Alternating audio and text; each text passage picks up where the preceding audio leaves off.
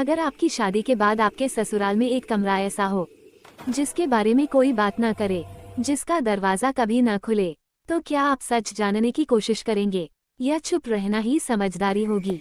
रीमा नई नई दुल्हन बनकर इस घर में आई थी। पुराना सा मकान, मोटी दीवारें और लोगों के चेहरों पर अजीब सी गंभीरता।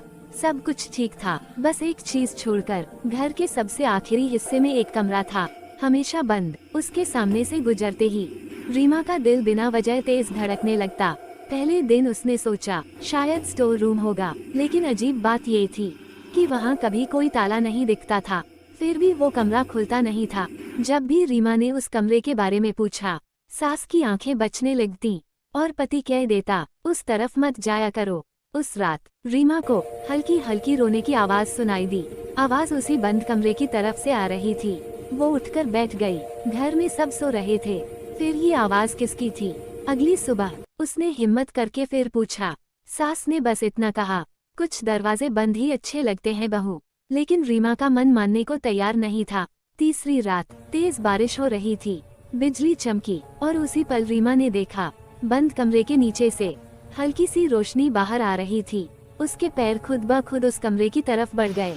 दरवाजे के पास पहुंचते ही उसे अंदर से किसी के सांस लेने की आवाज सुनाई दी। कांपते हाथों से उसने दरवाजे को छुआ। दरवाजा अपने आप खुल गया। अंदर धूल जमी थी, पुराने कपड़े, टूटी चूड़ियां और दीवारों पर खरोंचे थीं, जैसे किसी ने बाहर निकलने की कोशिश की हो। कमरे के कोने में एक बड़ा सा आईना रखा था।